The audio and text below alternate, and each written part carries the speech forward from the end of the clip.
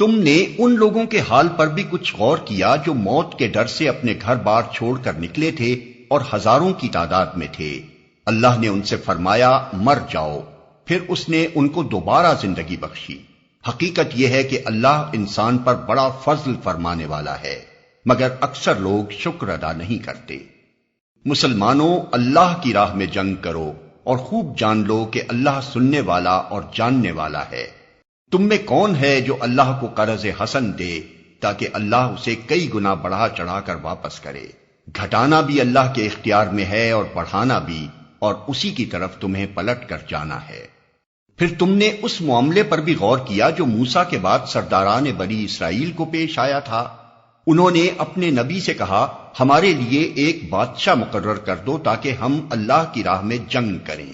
نبی نے پوچھا کہیں ایسا تو نہ ہوگا کہ تم کو لڑائی کا حکم دیا جائے اور پھر تم نہ لڑو؟ وہ کہنے لگے بھلا یہ کیسے ہو سکتا ہے کہ ہم راہ خدا میں نہ لڑیں، جبکہ ہمیں اپنے گھروں سے نکال دیا گیا ہے اور ہمارے بال بچے ہم سے جدا کر دیے گئے ہیں۔ مگر جب ان کو جنگ کا حکم دیا گیا تو ایک قلیل تعداد کے سوا وہ سب پیٹھ موڑ گئے، اور اللہ ان میں سے ایک ایک ظالم کو جانتا ہے۔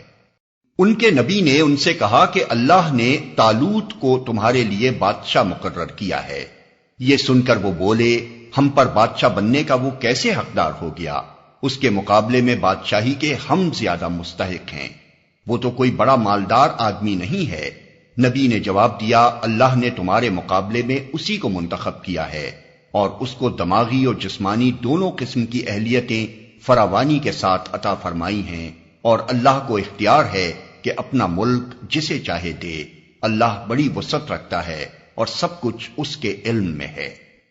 اس کے ساتھ ان کے نبی نے ان کو یہ بھی بتایا کہ خدا کی طرف سے اس کے بادشاہ مقرر ہونے کی علامت یہ ہے کہ اس کے عہد میں وہ صندوق تمہیں واپس مل جائے گا جس میں تمہارے رب کی طرف سے تمہارے لیے سکون قلب کا سامان ہے، جس میں آل موسیٰ اور آل ہارون کے چھوڑے ہوئے تبرکات ہیں، اور جس کو اس وقت فرشتے سنبھالے ہوئے ہیں۔ اگر تم مومن ہو تو یہ تمہارے لیے بہت بڑی نشانی ہے۔ پھر جب طالوت لشکر لے کر چلا تو اس نے کہا ایک دریا پر اللہ کی طرف سے تمہاری آزمائش ہونے والی ہے، جو اس کا پانی پیے گا وہ میرا ساتھی نہیں، میرا ساتھی صرف وہ ہے جو اس سے پیاس نہ بجھائے، ہاں ایک آدھ چلو کوئی پی لے تو پی لے۔ مگر ایک گروہ تلیل کے سوا وہ سب اس دریا سے سیراب ہوئے۔ پھر جب طالوت اور اس کے ساتھی مسلمان دریا پار کر کے آگے بڑھے تو انہوں نے طالوت سے کہہ دیا کہ آج ہم میں جالوت اور اس کے لشکروں کا مقابلہ کرنے کی طاقت نہیں ہے۔ لیکن جو لوگ یہ سمجھتے تھے کہ انہیں ایک دن اللہ سے ملنا ہے، انہوں نے کہا بارہا ایسا ہوا ہے کہ ایک قلیل گروہ اللہ کے اذن سے ایک بڑے گروہ پر غالب آ گیا ہے۔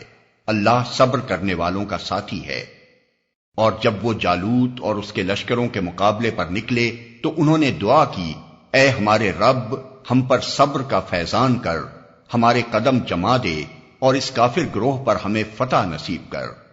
آخر کار اللہ کے اذن سے انہوں نے کافروں کو مار بھگایا، اور داؤد نے جالوت کو قتل کر دیا، اور اللہ نے اسے سلطنت اور حکمت سے نوازا، اور جن جن چیزوں کا چاہا اس کو علم دیا۔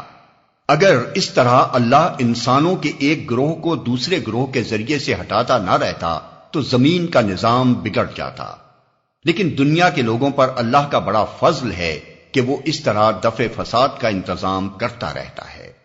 یہ اللہ کی آیات ہیں جو ہم ٹھیک ٹھیک تم کو سنا رہے ہیں، اور تم یقیناً ان لوگوں میں سے ہو جو رسول بنا کر بھیجے گئے ہیں۔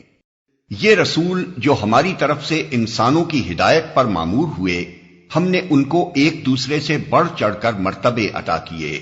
ان میں کوئی ایسا تھا جس سے خدا خود ہم کلام ہوا، کسی کو اس نے دوسری حیثیتوں سے بلند درجے دیے، اور آخر میں عیسیٰ ابن مریم کو روشن نشانیاں عطا کیں اور روح پاک سے اس کی مدد کی۔